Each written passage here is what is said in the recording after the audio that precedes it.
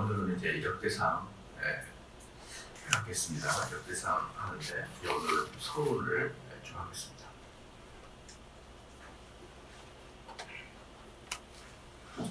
구약의 책 중에서 아주 거의 동시대의 이스라엘 역사를 보여주는 책이 열왕기서하고 역대서입니다. 열왕기서하고 역대서에는 아주 비슷하기도 하지만 또 차이가 있어요. 열왕기서는 시작 자체가 솔로몬의 집이 남유다와 북이스라엘의 두 나눠지는 시기 때부터 솔로몬 사후 솔로몬의 집이 시기에서부터 시작해서 남이스라엘과 북이스라엘의 분단까지 남이스라엘 솔로몬의 집이 시기부터 그리고 분단까지 이 역사를 보여주고 있는 것이 열왕기서라 그런다면 역대서는 오로지 유다 왕국만 남유다 왕국만을 보여주고 있어요. 그 다음에 열왕기서는 신명기의 역사관을 가지고 남북의 역사를 기술한 것입니다. 신명기의 역사관은 뭐냐? 신명기 역사관 그것은 뭐냐면 하나님을 잘 섬기면 복을 받을 것이고 우상 숭배하거나 행악을 저지르면 벌을 받겠다. 이게 신명기 역사관이거든요. 신명기 역사관을 가지고 북이스라엘, 남유다의 역사를 풀어내는 것. 이게 열왕기서라 그런다면 역대기는 제사장의 시각을 가지고 남유다를 쳐다보는 것입니다. 제사장의 시각을 가지고 남유다를 보는 거예요. 특별히 이제 다윗 왕국의 정책, 또 구체적으로 말하면 다윗 왕국의 좋은 점을 집중적으로 바라보고 있는 게 역대기입니다. 이게 그 온도 차이가 있는 거예요. 두 개가 섞여 있는 것 같은데 자세히 보면 이런 차이가 분명히 있고, 그 다음에 이제 남유다의 특별히 다윗 왕국의 좋은 점을 기술하고 있기 때문에 그들 남유다의 왕들의 단점에 대해서는 잘 쓰지 않습니다. 잘 쓰지 않고 그들이 가지고 있었던 장점들을 주로 씁니다. 그것은 열왕기서 사오죠. 열왕기서는 거의 단점만, 열왕기서는 거의 단점만 썼다 그러면 역대기는 남유다 왕들의 장점을 주로 기록을 했습니다. 그리고 이제 그때 역대기는 열왕기에 비해서 훨씬 더 적은 자료, 훨씬 더 적은 사건을 다루고 있어요. 사건을 다루고 있지만 이 남유다의 성전을 중심으로 한 여호와에 대한 신앙에 관련된 것들을 쓰고 있죠. 성전을 중심, 왜? 제사장적 관점입니다. 열왕기는 신명기적 관점, 순종하자는 벌 받을까. 신명기적 관점, 역대기는 제사장적 관점, 성전을 중심으로 또 다윗을 중심으로 이렇게 평가한 책입니다. 그래서 이제 이 역대기는 원래는 뭐 다시 다 있죠. 역대상하 두 권이 다 한 권이었죠. 한 권이었었는데 이게 이제 상하로 나누게 된 것은 여러분 잘 알다시피 70인역을 번역할 때 상하로 나누면서부터 그때부터 이제 상하로 나누게 된 것입니다. 원래 이제 책 제목은 디브레 하야밈인데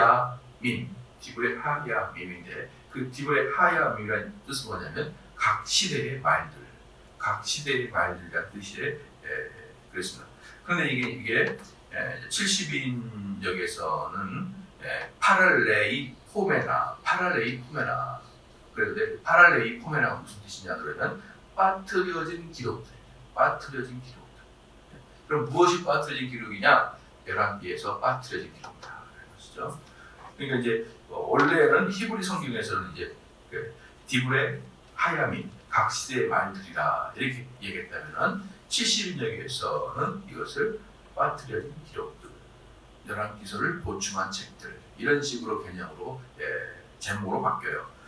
근데 이제 이게 이제 역대기 영어로 말하면 크라니클이라고 그러죠. 역대기를 크라니클. 그 시대를 이렇게 계속 다니는 거예요. 역대기라고 말을 하게 된 것은 주후 340년에서 420년 동안 살았던 교부 히에로니무스라는 사람이 교부가 기독교의 교부예요. 기독교 교부가 이것을 라틴어로 이제 크라니클 시리즈로 보는 어떤 역사적 사건들 이렇게 역대기라고 이름을 붙여서 지금까지 역대기라고 말할 수 있습니다. 그러니까 이스라엘 사람들은 이것을 뭐라고 할까요? 역대기라고 부르지 않겠죠. 왜? 역대기라고 부르는 것은 기독교 교부가 이렇게 만들었습니다. 그 사람이 340년에서 420년까지 산 사람 AD 그때 사람이니까 유대인들은 이것을 역대기라고 보지 않고 지금도 여전히 뭐라고 부를까요? 빠뜨려진 기록들 또는 여러 것을 보충한 기록들 이렇게 표현하겠죠.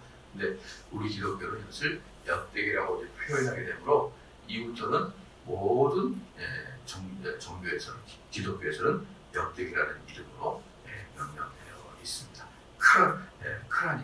크라니클이라고 표현되어 있다는 것을 알아요. 그래서 뭐 이렇게 이스라엘 책 보니까 이게 제목이 다르네. 그게 현재 이스라엘에도 이것을 역대기라고 하진 않겠죠. 지금도. 그 다음에 저자는 누구냐 그러면 저자는 여기 성경 책에 누구라고 다 나와 있지 않아요. 그래서 미상입니다. 미상이지만 거의 대부분의 학자들과 또 유대 전통에 의하면 에스라다. 에스라는 제사장이면서 학사이면서 서기관이었습니다. 제사장이고 학사이고 서기관이었습니다. 그럼 제사장은 뭔지 알겠고 학사는 뭐냐면 성경을 가르치는 자겠죠. 서기관은 뭐냐면 성경을 필사하는 자입니다. 제사장 학사 에스라라는 사람은 제사장이고 학사고 서기관. 이 세 개의 직분을 딱 갖고 있는 사람은 사실 에스라밖에 없었어요. 하나하나 한 직분도 개인이 가지기는 너무 어려워. 이게 무슨 뜻이냐 그러면 지구로 말한다면 국회의장도 하고 또 아니면 국회의원도 하고 그게 이제 또 학사라 그러면은 어디 뭡니까 대학교 총장이라고 할 수 있고 그 다음에 서기관이라 그러면은 또 무슨 뭐 주요한 국가의 주요한 행정기관 이렇게 그걸 다 한꺼번에 하고 있다는 것은 상상이 안 되잖아요. 그죠? 그 당시에 또 이러한 일들은 한 명이 그 한 직분을 감당하기도 어려운 거예요. 국회의원도 했다가 뭐 또 대학교 교수도 했다가 또 뭐 이렇게 아주 중요한 일들 세 가지를 어떻게 하겠습니까? 그래서 제사장이면서 학사면서 서기관으로 활동한 사람은 에스라밖에 없었는데 그 당대에 이 역대기를 쓴 게 이제 언제냐 그러면은 이스라엘 바벨론에서 이제 포로에서 복귀를 하거든요. 복귀를 합니다. 그러니까 복귀를 할 때 그때 즈음에 쓰여진 거예요. 그때쯤에 이 역대기가 쓰여진 건데 바벨론에서 포로 귀환할 때 정도 쓰여졌는데 그때는 뭡니까? 이 이스라엘 전체가 황폐화되어 있는 시대죠. 황폐화되어 있고 70년 동안 바벨론 포로로 잡혀갔다가 페르시아 왕, 바사 왕, 고레스에 의해서 복귀가 명령이 내려질 때쯤에 어떻습니까? 이스라엘이라는 그 민족들은 황폐화되어 있기 때문에 이렇게 역대기 같은 것은 뭐가 이 역대기를 기록할 때 뭐가 필요하면 당연히 이스라엘 역사가 필요하겠죠. 이스라엘 역사. 그 다음에 이스라엘 역사에 대해서 알아야 되고 그 다음에 두 번째 뭐냐면 성전 중심의 제사장적 관점의 성전 중심의 기록을 했기 때문에 제사에 대해서 대단히 잘 알아야 돼요. 그렇죠? 그리고 그 뜻이 무엇인지 분명히 알 수 있으려면 뭐가 있어야 됩니까? 학자여야 됩니다. 이것을 두루두루 가르치는 사람, 두루두루 갖고 있는 사람은 그 자료를 활용할 수 있는 사람은 에스라밖에 없다는 거죠.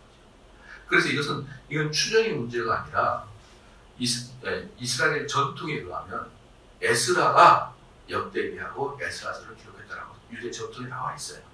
유대 전통에. 성경의 자체는 기록되어 있지 않지만 유대 전승에는 그게 기록되어 있기 때문에 성경의 역대기라는 성경사에 이 작품은 에스라가 썼다라고 나와 있질 않지만 뭐 거의 99% 에스라가 썼다.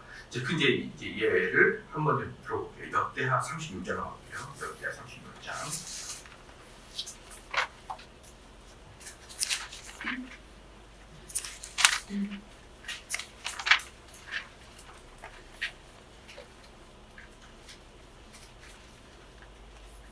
역대 36장 보면은 22절 볼게요. 바사왕 고레스 원년에 여호와께서 예레미야 입으로 하신 말씀을 응하게 하시려고 바사 고레스의 마음을 감동시키며 저가 온 나라에 공포도 하고 조소를 내려 가로되 바사왕 고레스는 말하더니 하늘의 신 여호와께서 세상 만국으로 내게 주셨고 나를 명하여 유다 예루살렘에 저를 건축하라 하셨나니 너희 중에 무릇 그 백성 된 자는 다 올라갈지어다. 너희 하나님 여호와께서 함께 하시기를 원하노라 하였다. 자, 무슨 뜻인지 잘 기억하십시오. 자, 에스라로 가볼게요. 에스라 1장 가볼게요. 1장 1절 보십시다.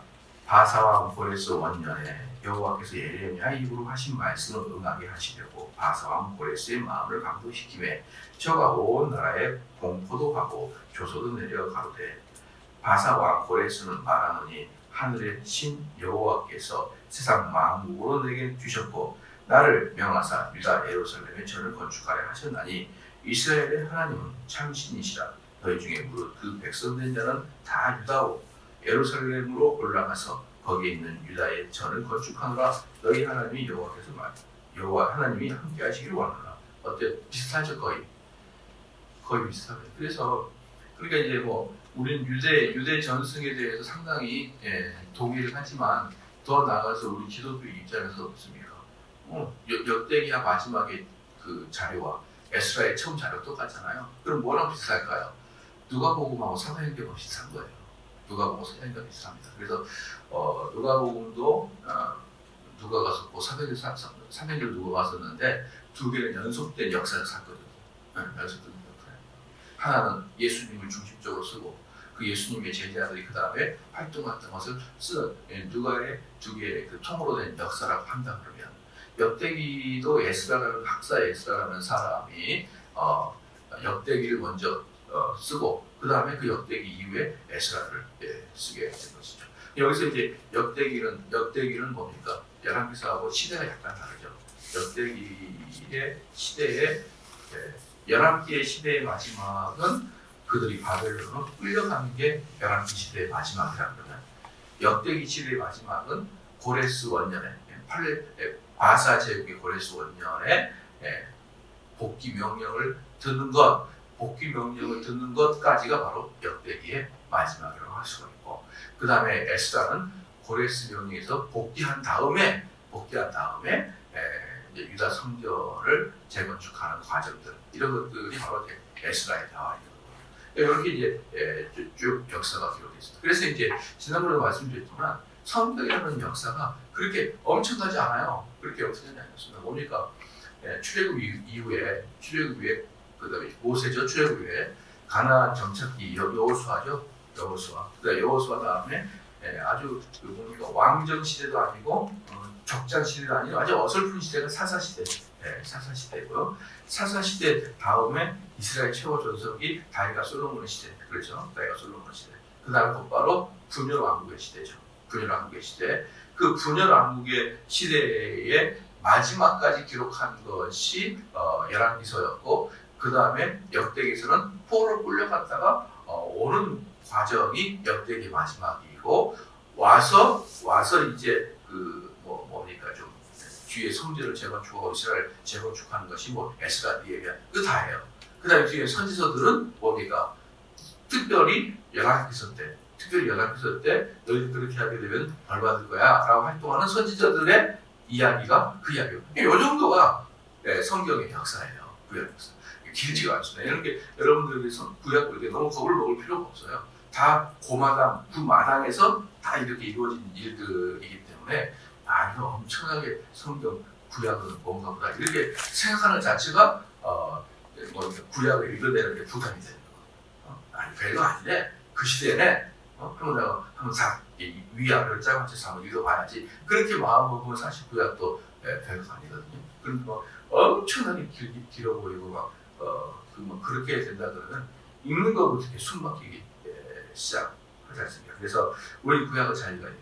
이번도 여러분 스가랴서를 봐서도 알지만 이 구약의 이야기들이 어떻게 신약의 배경이 되는지를 우리가 좀 봤잖아요.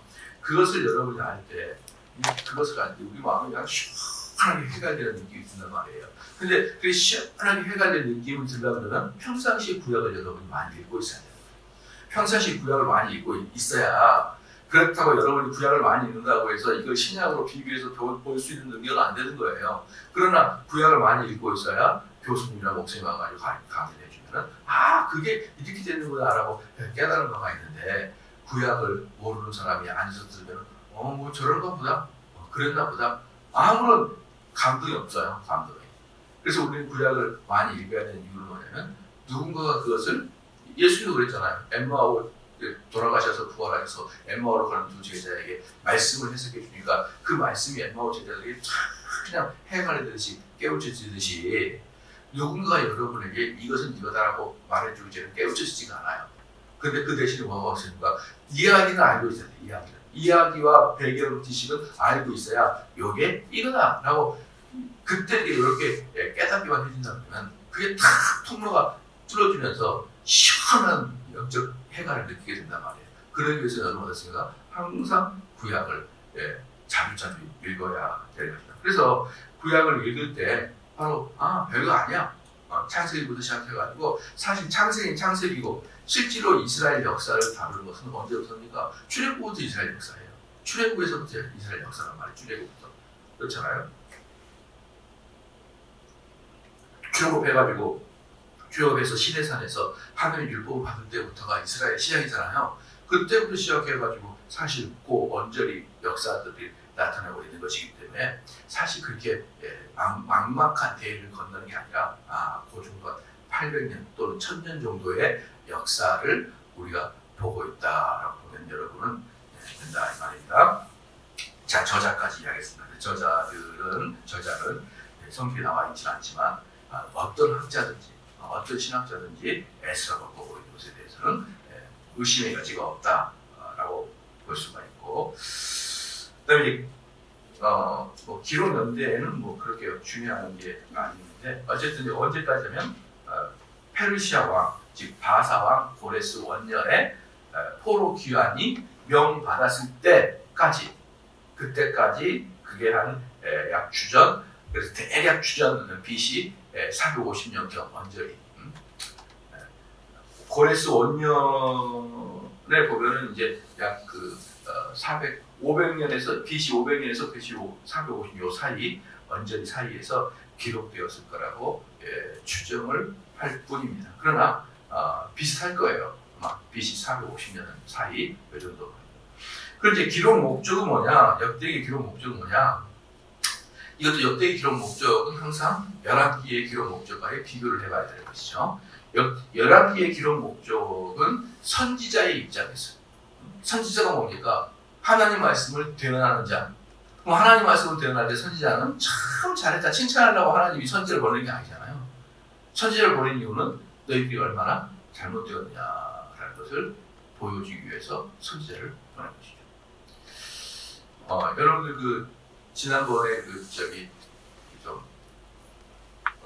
우리 이제 제가 지난번에 제가 누구를 만났냐 그러면은 이 지역에 이제 민주당 국회의원을 시의원을 만났어요. 시의원을 만나가지고 이제 이런저런 이야기를 하는데 그분은 이제 완전히 불신자인데 제가 이제 쭉 대화를 하면서 이 코로나 기간 동안에 교회가 자주 다른 종교랑은 다르게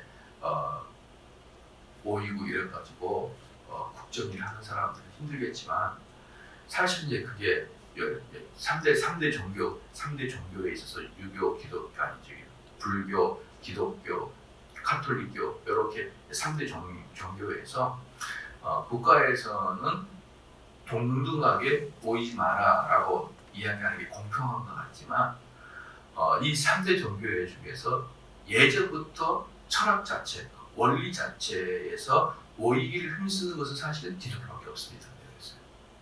불교도 모이는 걸 힘쓰는 게 아니고 걔네들은 주일에 한 번씩 모여라 이런 게 없잖아요.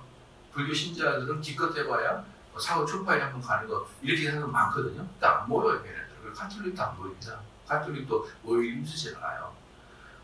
그래서 카톨릭은 자기가 카톨릭을 해가지고 하는 사람의 10분의 1도 안 모입니다. 10분의 1도 안 모여요. 그렇기 때문에 모이기를 힘쓰려고 하는 그 종교는 기독교밖에 없기 때문에 국가에서는 외면적으로는 모이지 마십시오라고 공평하게 얘기했지만 받는 입장에서는 엄청난 차별이 나타나 그렇게 얘기했어요. 그러니까 우리 기독교도 국가의 정책에 따라서 같이 순종하고 말을 들어주는 것이 옳지만 또 국가 입장에서는 이 압박 자체가 남다르게 기독교에게 크게 간다는 것을 이해를 좀 해라 그래서 인정을 좀 하고 그 다음에 제가 이제 무슨 이야기를 했냐면 왜 그 얘기가 나오냐면은 요즘 애들은 너무 삭막하고 버릇도 없고 남에 대한 예의도 없다는 거예요. 그리고 자기가 이제 자기가 시의원을 하다 보니까 많은 사람이 부탁을 할까 자기한테 많은 사람이 부탁을 하는데 전부 다 자기 것은 1등도 내놓지 않으려고 하는 상황에서 그렇게 부탁을 많이 한대요. 그리고 그 업무가 끝나면 식사할 때는 그렇게 공의와 정의를 외치는 이유로 전부 다 공의와 정의를 외치는데 실제로 부탁할 때는 자기 거 하나도 내놓지 않고 요구만 한다는 거야. 그리고 옳거니 잘됐다. 인간의 전적 타락을 얘기하고 있잖아. 그러니까 예수를 믿지 않는 사람도 인생을 살아보면 인간의 전적 타락을 알 수 있어요. 눈에 막 불을 켜고 막 밥 먹다가 갑자기 입에서 막 밥풀을 튀어나오면서 내놓지도 않고 막 그 사람들 입에서 정의를 외치지만 실제로 뼈간도 안 내놓고 막 이등만 챙겨 인간들에서 내가 딱 옳거니 잘됐다 싶어 제가 딱 잡았어요. 그거 딱 얘기한 다음에 그럼 의원님 그거 누가 교육시킬 것 같아요? 그거 누가 교육시킬까요? 가만히 있죠. 국가가 어떻게 교육시킬까요? 못 시키겠죠? 그것은 일주일에 한 번씩 모이는 교회가 시키는 거예요. 교회는 선지자적 사명을 가지고 내가 그 얘기를 하고 있어요. 선지자적 사명을 가지고 못하는 사람들에게 못한다고 이야기할 수 있는 지금 21세기에 고등학교를 졸업한 고등학교 때까지 선생님이 가끔 얘기할 수 있잖아요. 고등학교를 졸업한 모든 성인에게 공식적으로 너희들 똑바로 살라고 이야기할 수 있는 제도가 기독교 말고 뭐가 있습니까? 제가 했어요. 그러니까 밥 먹다가 동의를 흠뻑하죠. 그래서 국가는 기독교와 교회와 국가가 같이 가야 되는 것이고 그 교회와 국가가 같이 가는 것이 비록 중세가 어려웠죠. 흑암이 계절이었지만 중세 시대 1000년 동안 교회와 국가가 같이 간 이유가 있는 거라. 국가는 국가가 할 일이 있고 교회는 교회가 할 일이 있어. 이 두 개가 서로 연대해서 가니까 국가는 교회를 함부로 대하면 안 되고 교회에 대해서 칭찬을 해야 되고 교회를 가도록 강조해야 된다. 그러니까 의원님은 우리 교회 문제 잘 해결해 주세요. 잘 얘기해요. 아이고 그러면 그래야겠는데요. 막 들어보니까 그 말이 그래서 일일이 집회됐죠. 밥 먹다가 말이야. 네. 여러분 이게 선지자의 입장은요. 바로 그거예요. 너희들 잘못했다는 거예요. 그러니까 11에서는 뭐냐 그러면 끊임없이 허다한 왕들 앞에 나타난 선지자들이 너희들 잘못했다. 여러분 이 선지자의 개념이 없다 그러면 그들은 방관한 민족이 되어버릴 겁니다. 우리 민족도 마찬가지. 제가 말하는 게 정확하잖아요. 지금 우리가 제가 저는 전철 타는 걸 좋아하거든요. 그래서 서울 시내 갈 때는 거의 90%가 전철이에요. 떨어질 때 언제 떨어질지 모르니까. 그러나 때로는 저기 멀리 갈 때도 전철 타고 갑니다. 용인이나 이럴 때가 전철 타고 가요. 두 군데의 전철 타는 마인드는 좀 다르죠. 서울 갈 때는 정확한 시간을 지키게 되고 저쪽 갈 때는 중간에 분명히 난 졸리니까 차 끌고 가면 졸리니까 졸음운전 너무 많이 하거든요. 제가. 그래서 안 되다 싶어요. 전철 타고. 이래도 전철 타고. 근데 전철 타고 한 가지 특징이 뭐냐면은 옛날에 저희는 할머니 할아버지 서 있으면 어땠어요? 그 할머니 할아버지를 앉히기 싫으니까 저는 어떻습니까? 잠자는 척 하는 거예요. 잠자는 척. 그러다 할아버지 가는데 눈도 못 따라 나는 눈 마주쳐. 또 얼른 눈 감죠. 이게 우리들의 옛날에 할아버지 할머니에 대한 태도였다면 지금은요 서 있어도 스마트폰하고 안 일어납니다. 서 있어도 안 일어나요. 그래서 80대 90대가 서 있으면 일어나는 사람은 50대 60대들이에요. 20대 30대는 안 일어나요. 그냥 앉아 스마트폰 하고 있어요. 여러분 이런 후한무치한 시대를 누가 만들었습니까? 이런 후한무치한 시대를 누가 만들었어요? 당은 30년 만에 이 대한민국 변해버렸습니다. 그것을 교회에서 꾸짖지 않으면 누가 그 사람들을 꾸짖을까요? 누가 그 사람들에게 너희들의 삶을 참으로 망나니와 같은 삶이구나 라고 깨닫게 해주는 제도가 대한민국에서 어디가 있냐고요. 어디가. 그게 바로 여러분 작지만 선지자의 역할인 것이에요. 선지자. 그래서 그러한 선지자의 역할이 교회에서 외쳐지고 많은 사람들이 교회를 존중하면서 교회를 다닌다 그러면 이 대한민국이라는 역사가 이 대한민국이라는 사회가 그렇게 후한무치한 사회가 되겠네요. 안 그렇습니까? 이번에 중국에서 홍수로 나와가지고 얼마나 많은 사람이 죽은지 카운트도 안 돼요. 응? 얼마나 많은 사람이 죽은지 카운트가 안 돼요. 왜? 단 5분 만에 4km 터널이 물로 채워져 버렸습니다. 그때가 또 출퇴근 시켜가지고 좌우 양방에 빡빡이 차 있습니다. 물로 5분 만에 채워버렸습니다. 여러분 중국이 발표할 때 몇 명이라 했습니까? 처음에 4명이라 했습니다. 이게 상식이 됩니까? 상식이 돼요. 뭡니까? 출근 시간에 5분 만에 물이 꽉 찼을 때 그냥 정직하게 사망자를 파악할 수 없으면 큰 제한이라고 처음부터 뉴스를 해야 될 거 아니에요. 4명이냐 4명.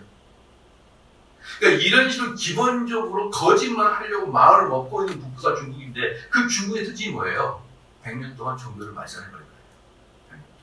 유물론적 사관을 가지고 모든 공산주의는 정서적인 유물론이니까 물질 중심이니까 정신을 강조하는 관념론적 관점을 갖고 있는 종교에 대해서는 말살을 시켰던 게 바로 유물론적 사관입니다. 지금도 종교가 없고 그런 식의 유물론의 사관과 종교를 제거해버리는 약 100여 년의 역사 그 이게 뭡니까? 이건 짐승도 아니고 사람도 아니고 이상한 민족을 만들어버린 거예요. 그게 왜 한국에서는 이렇게 교회를 핍박하고 이렇게 교회에 대해서 문제시하고 있는 거예요. 무슨 망조가 걸리려고.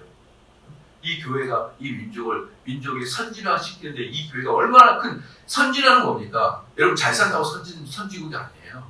우리는 옛날에 쿠웨이트나 사우디 그 돈 많이 버는 나라를 누가 선진국을 합니까? 선진국은 잘 사는 건 기본이고 정신이 선진화가 되어 있어야 돼요. 정신이 선진화되어 있습니다. 이 정신의 선진화는 교회에서 방해한단 말이에요. 교회에서. 근데 이 교회를 핍박하고 회계망측한 집단으로 만들고 신천지랑 다를 바가 없는 말도 통하지 않는 이상한 집단, 정신머리 없는 집단으로 만들어놓은 이 한국 사회가 참으로 통탄하지 않겠냐는 말이에요. 그러니까 여러분들 기독교를 자부심을 가지십시오. 이 나라를 영국과 프랑스와 같은 선진으로 만들 수 있는 시스템적인 정신적 교육은 교회에는 어느 곳에도 시킬 수가 없고 그래서 여러분들이 교회에서 훈련받고 교육받고 공부하고 그리고 3년 만에 불신자 친구를 만나봐요. 얘는 짐승이 똑같아요. 짐승과 똑같습니다. 야 나도 저런 놈하고 희희닥거리면서 웃고 있던 시대가 있었지 그럴 거예요. 비교가 안 됩니다. 교회를 다닌 사람하고 교회를 다니지 않는 사람하고 비교가 안 돼요. 네, 존 칼빈이 이렇게 했습니다. 존 칼빈은 로마 가톨릭도 우리의 친구다. 로마 가톨릭도 우리의 친구다. 누구에 비하면? 이방인에 비하면. 이교도에 비하면 로마 가톨릭도 우리의 친구다 했습니다. 우리도 마찬가지예요. 우리가 동성애를 반대하기 위해서는 로마 가톨릭과 손을 잡아야 돼요. 저 후한무치한 이교도들은 대화가 안 통합니다. 근데 로마 가톨릭은 그래도 성경이랑 공통분모를 갖고 있잖아요. 갖고 있기 때문에 대화가 통합니다. 그래서 존 칼빈이 누굽니까? 존 칼빈은 자기 일평생을 가톨릭과의 대항에 싸웠던 사람이에요. 존 칼빈이에요. 근데 칼빈의 입에서 이교도에 비하면 그래도 로마 가톨릭은 우리 형제가 가깝다고 했어요. 그렇죠. 또 누굽니까? 그레이샤 메이첸 뭐라고 했어요. 그렇게 우리 청교도들이 싸웠던 알미니우스를 뭐라고 합니까? 자유주의에 비하면 알미니우스는 우리 형제다. 여러분 우리랑 싸우는 사람이 있어도 순서가 있는 거예요. 순서가 있어. 그런데 이 땅은 뭡니까? 이 땅은 로마 카톨릭도 아니고 안민수도 아니고 거의 70% 이상이 뭐예요? 이교도예요. 이게 대한민국인데 이 이교도의 후한 문시함을 누가 지적하고 누가 바꿔냅니까? 누가요? 교회. 교회의 어떤 사역? 선지자예요. 그 선지자의 핵심이 누구예요? 바로 열왕기서입니다. 그렇죠. 이제 여기에 비해서 역대기는 뭡니까? 역대기는 어떤 거예요? 그들이 고레스 원년에 페르시아에서 포로 귀환해서 귀환할 때까지 역대기 마지막이거든요. 귀환한 다음에 에스라부터 나가야 될 텐데 그럼 이 사람한테 뭐가 필요할까요? 포로로 귀환하는 뭐가 필요해? 너희들이 힘을 내서 성전을 제거하라. 너희들이 힘을 내서 성전을 제거하라. 우리는 얼마나 위대한 민족인지 몰라. 우리는 하나님이 성전을 중심으로 만드는 위대한 민족이야. 이것을 강조하는 게 역대기예요. 이것을 강조하는 게 역대기고 이것을 강조하는 게 에스라거든요. 그러니까 역대기는 뭡니까? 선지자의 입장이 아니라 하나님이 제사장의 입장은 너희들이 얼마나 존귀한 자인지 좀 봐라. 우리 이스라엘 민족이 얼마나 존귀한지를 네가 좀 봐라라고 하는 목적을 갖고 있기 때문에 이 역대기는 이 유다 왕들의 실수들을 빼버립니다. 예를 들어서 어떤 걸 빼버리냐면은 다윗의 바스바 사건 빼버려요. 다윗 사건을 대단히 많이 다뤄요. 그래서 다윗 그런 바스바 사건인데 없애버립니다. 또 솔로몬은 엄청나게 귀하게 여겨요. 솔로몬은 엄청나게 귀하게 여기는데 솔로몬의 축적한 것을 없애버리고 우상숭배 없애버립니다. 이런 것들을 없애버리고 좋은 점만 쭉 나가면서 우리 민족이 이런 위대한 민족이었었는데 이제 우리가 포로에서 귀환했으니까 우리가 해야 될 일은 무엇이겠느냐라고 말해주는 게 역대기입니다. 그래서 선지자는 꾸짖고 제사장은 뭡니까? 민족들의 죄를 보듬고 하나님께 중보하는 게 제사장이죠. 그러니까 제사장은 쓰다듬어주고 제사장은 힘을 주고 용기를 주는 게 제사장이라고 해요. 선지자는 하지 말라고 외치는 게 선지자예요. 그렇기 때문에 열왕기는 선지자 중심, 그 다음에 역대기는 제사장 중심이다라고 이렇게 이야기를 하는 것입니다. 좀 여러분 알겠죠? 그래서 이제 이 역대기는 이제 세 등분으로 구별이 되는데 첫 번째는 창조 아담부터 시작해가지고 아담의 즉위식까지 이게 아담의 즉위식까지가 주전 1100년, 1010년이거든요. 아담부터 다윗의 즉위식, 아담부터 다윗의 즉위식, 주전 1010년까지의 일기.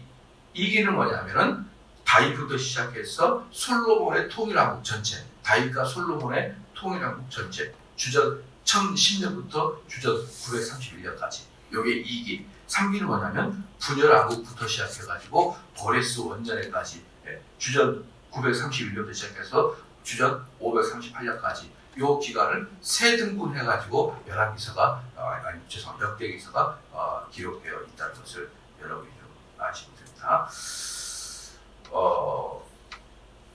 이제 또 그렇기 때문에 뭘 또 중요시 여기냐? 다윗을 중요시 여기고 다윗을 중요시 여기고 솔로몬을 중요시 여기고. 그럼 다윗과 솔로몬의 두 개의 공통 분모가 있어요. 뭡니까? 시작!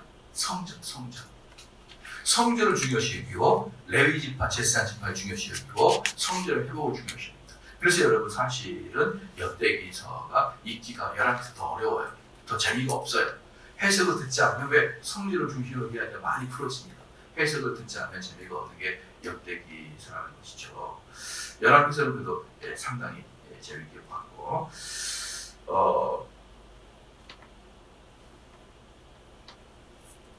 그 다음에 이제 마지막으로 오늘의 마지막으로 이제 본소와 그리스도의 관계입니다. 본소와 그리스도의 관계는 다윗을 뭡니까? 성전과 관련해서 다윗을 이야기하죠. 성전과 관련해서 다윗을 이야기하는데 이 다윗이 예수 그리스도의 예표죠. 예수님의 어떤 예표입니까? 왕 대심의 예표예요. 왕 대심의 예표. 근데 그 다윗이 무엇을 만듭니까? 성전을 만들죠. 그 성전은 오실 예수의 또 예표예요. 왜? 예수님이 그러겠죠. 내가 죽었다가 살아날 것이다. 이것을 이 성전을 헐라. 내가 살만에 다시 짓겠다. 이러면서 예수님 자신은 뭐예요? 성전으로 묘사를 하고 있잖아요. 그러니까 열왕기서는 다윗, 그 다음에 성전 이 두 개를 가지고 예수 그리스도를 예표하고, 그 다음에 솔로몬이 여러분 어느 단에서 나왔냐면 샬롬에서 솔로몬이 나왔어요. 샬롬이 뭐예요? 평강의 왕이에요. 그래서 이스라엘 전체에서 가장 왕성할 때가 언제고 가장 평안할 때가 언제냐? 솔로몬 때죠. 다윗 때는 평안하지 않아요. 맨날 전쟁했거든요. 다윗은 맨날 정복 전쟁했습니다.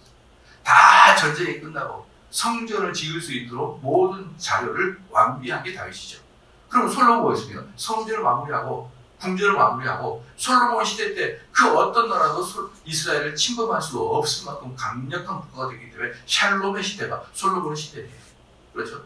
그래서 평화의 왕, 평화가 되려면 뭡니까? 평화가 되려면 그러면은 야 우리 전쟁하고 살지 마자. 그렇게 입으로 터는 게 아니라 뭐예요? 국력이 빵빵해가지고 어느 나라도 쳐들어올 수 없을 정도의 힘을 갖고 있을 때 그 평화가 유지되잖아요. 그러니까 솔로몬 시대는 국력이 강하고 평안이 오는 예수 그리스도의 왕의실에서 보여주고 있는 게 솔로몬 시대예요. 그래서 이 역대기는 바로 다윗과 솔로몬을 통해서 예수 그리스도를 대표하고 있고 이 역대기를 보면서 이스라엘 사람들이 그들이 꿈에 그리고 있던 그 시대가 어딘지를 딱 보여주고 있는 게 역대기예요. 이들은 뭡니까? Back to the 다윗, Back to the 솔로몬, Back to the 통일왕국. 자기들은 이 시대가 이스라엘 사람들에게는 머리에 확 박혀 있습니다. 우리는 다윗. 그래서 여러분 지금의 이스라엘 국기도 어때요? 다윗기라고 하죠. 다윗기. 삼각표 2개 가지고 별처럼 생긴 이스라엘 국기를 지금도 우리는 다윗 국기라. 그들은 뭘 의미합니까? 언젠가 메시아가 오셔서 이 다윗의 평강처럼 우리를 보호하는 것이다. 근데 여러분 제가 열왕기서를 쭉 여러분과 같이 이야기하면서 제가 수차례 얘기하게 보면 다윗과 그 다음에 솔로몬 시대에 이스라엘이 강성대국이 된 것은 그때 강성국이 된 것은 그들이 잘나서가 아니라 하나님이 그 주변 나라를 다 고만고만하게 억제하고 있었기 때문에 그렇게 된 거예요. 그러니까 다윗과 솔로몬 시대는 아수르나 바벨론 같은 엄청난 제국을 하나님이 안 만들었다니까요. 그때는 예굽이라는 나라가 있었는데 예굽은 이미 그때도 힘이 풀려가지고 그때 당시 예굽하고 솔로몬 당시에 이스라엘하고 대등한 힘이었습니다. 대등한 힘. 그때가 이스라엘 최전성기였거든요. 그러니까 예굽은 떨어지는 시대, 이스라엘은 치고 올라가는 시대인데 이게 거의 같은 등급이었기 때문에 어느 나라도 이스라엘 침공할 수가 없었어요. 그래가지고 솔로몬이 죽고 열왕기서가 시작되면서 그때 누가 올라가기 시작한 아수르의 제국이 점점점 힘을 강하게 시작합니다. 근데 열왕기서의 설명에 하면은 아수르 제국을 키우는 것은 열왕들이 너무 말을 안 들으니까 이스라엘 왕들이 너무 말 안 들으니까 그들에게 회초리를 사용하려고 아수르를 키웠다고 나와요. 그러니까 이스라엘이 그냥 우리가 잘하고 하나님 축복을 줘가지고 앞으로 다윗의 시대처럼 지금 이스라엘이 엄청나게 강성대국이 된다? 그렇게 되면 어떻게 됩니까? 하나님이 소련도 중국도 미국도 힘을 쫙 빼버려야 돼요. 그러지 않으면은 이스라엘은 옛날 다윗의 시대처럼 그렇게 막강한 나라가 될 수가 없는 거예요. 그렇기 때문에 그들이 우리가 back to the 다윗, back to the 솔로몬 아무리 외칠지라도 하나님께서 이 지금 글로벌적으로 국가들의 힘을 막아놓지 않으면은 그 나라가 여러분 성공할 수가 없는 거죠. 여러분 마찬가지예요. 대한민국이 그래서 지금처럼 할 수 있는 큰 소리 치는 이유는 뭘까요? 하나님이 이 상황들을 만들어줬기 때문에 이렇게 되는 거란 말이에요. 하나님께서 이것에 대해서 우리에게 은혜의 공급을 끊어버리면 지금부터 100년 전에 조선 후기나 대한민국 초기 건국들처럼 거의 거적대기를 들러쓰고 있는 자들처럼 여러분 시골에 가면요. 일단 지금도 어떤 사람들은 어디 가면 황토 찜질방 좋다고 난 안 들어가. 좋긴 뭘 좋아해? 어릴 때 황토 쳐가지고 살아봤나요? 거기서 저희도 살아봤거든요. 무슨 구렁이도 나오고. 황토 집은 뭐냐 그러면 땅에서 걸쭉한 흙을 파가지고 지푸라기 해가지고 벽을 만들거든요. 그렇잖아요. 근데 우리 그것은 무슨 전통이라고 다시 황토집으로 들어가는데 왜 들어가요? 왜? 황토집을 해가지고 위에다가 초가 지붕지하고 거의 대부분 살았고 조금 부자는 기와집을 졌잖아요. 근데 황토가 서양서에 딱 보니까 집이 땅이랑 똑같네? 땅하고 집이 똑같아요. 그래서 편지를 쓸 때 보니까 뭐라고 썼냐면은 얘네들은 땅굴을 파는 원시인이다 그랬어요. 그리고 집도 집에 들어가면 집 바닥도 그 뭡니까 황토야. 그 위에다가 그 집으로 만든 거적 같은 걸 깔아가지고 살아요. 그게 우리 민족들이었거든요. 100년 전에. 100년이 뭡니까? 제가 어릴 때도 그래서 하는데 그게 뭐가 좋다고 그걸 또 합니까? 저는 대리석이 좋던데 이 있고 우리 할머니 맨날 우리 집에 와가지고 런닝북 그 실밥 거리 뒤에 보니 쇠가 있게 쇠 그걸 입으로 뜯 그 죽어 거기가 이가 실을 깔아놨고 그게 겨우 50년 전이에요. 맨날 이자 왔어요. 찬미스러움 뚝뚝 떨어져요. 그 뭐가 좋다고 그 민족적 그러지 뭐라 민족 선배들이 해준 게 뭡니까? 수천 년 동안 우상과 수천 년 동안 강팍한 조선이라는 땅에 하나님이 복음을 주고 지금처럼 잘 살게 해주는 것은 단 50년밖에 안 된대요. 우리나라 다윗이 당구부터 시작해 지금까지 5,000년 역사, 반만년 역사 중에 지금까지 백보따리 되고 전 세계에서 경제되고 한 10위권 안에서 할 수 있는 유일한 시대가 지금이에요. 우리 조상들 전부 다 뭐예요? 시작? 따라합시다. 거지. 왜? 서양 속에서 그게 되니까요. 얘는 맨날 굴 속에 들어갔다고 투인처럼. 근데 그들은 굴이죠. 땅바닥도 놀았고 벽도 놀았고 방바닥도 놀았고 지붕도 풀이고. 그러니까 그 사람들이 대한민국 사람들, 조선 사람들은 다 땅을 파고 사는 거지와 같다고 편지를 써요. 얘네들은 문화가 없어요. 문화가 다 거지예요. 근데 그 거지가 좋다고 무슨 황토방을 넣어서 거기다가 찜질방을 해가지고 들어놓는다고 참네 기가 막혀가지고 이해가 안 돼요. 이해가. 여러분 그런 민족 5,000년 동안 우리는 동양의 은자의 나라 감춰져 있는 나라. 미국 사람들은 중국도 알고 일본도 알았는데 그 속에 조선을 몰랐어요. 선교사들도 조선을 몰랐어요. 그래서 언더우드가 조선하고도 누구 때문에 하냐면 무디가 집회할 때 중국 선교사가 조선이라는 나라가 있습니다라고 해가지고 조선을 한 거예요. 그런 은자의 나라 조선이었다가 하나님이 선교사를 보내고 우리에게 빛을 주므로 말미암아 우리가 이제 먹고 살 수가 있는 시기가 이제입니다. 하나님께서 공급을 딱 닫아버리면은 우리 민족이 뭐가 대단합니까? 우리 민족이 뭐가 위대합니까? 그래서 우리는 끊임없이 하나님께 매달려요. 마지막 한마디 말씀할게요. 어떤 생각이 들었습니다. 저는 우리 아이들에게 하나님에 대해서 많이 알려줍니다. 그렇게 얘기했거든요. 그러니까 청교도가 뭐랬냐면 당신 자녀에게 하나님에 대해서 많이 알려주기보다는 하나님에게 당신 자녀를 더 많이 알려주라고 했어요. 즉 기도하라. 당신 자녀에게 충고하기보다는 하나님께 기도하라. 우리 백성이 뭐 해야 됩니까? 기도해야죠. 이 세상을 보고 우리가 왈가왈부 할 때가 아니에요. 우리 기도를 해야 됩니다. 왜? 이 모든 것이 하나님의 은혜 안에 달려있다는 것을 알고 합니다. 이게 바로 뭐예요? 역대기의 주제가 바로 이겁니다. 기도하십시오. 하나님 참으로 감사합니다. 하나님께서 귀한 역대기를 통하여 우리에게 또 제사장의 관점에서 우리를 위로하고 힘을 주게 하는 그 성경을 보게 하여 주시면 감사합니다. 하나님 아버지, 하나님의 역사는 어떻게 진행되는지 다시 또 열왕기서와 다른 또 시각으로 보게 하여 주시옵고 또 우리 속에 하나님의 한없는 은혜와 끊임없는 공급이 무엇인지도 깨닫는 시간 되게 하여 주시옵소서. 감사드립니다. 예수님의 이름으로 기도하옵나이다. 아멘. 하늘에 계신 우리 아버지여, 이름이 거룩히 여김을 받으시오며 나라가 임하옵시며 뜻이 하늘에서 이루어진 것 같이 땅에서도 이루어지이다. 오늘 우리에게 일용할 양식을 주옵시고 우리가 우리에게 죄 지은 자를 사하여 준 것 같이 우리 죄를 사하여 주옵시고 우리를 시험하게 하지 마옵시고 다만 하면서 구하옵소서. 되게 나라와 권세를 거기 아버지께 영원히 있사옵나이다.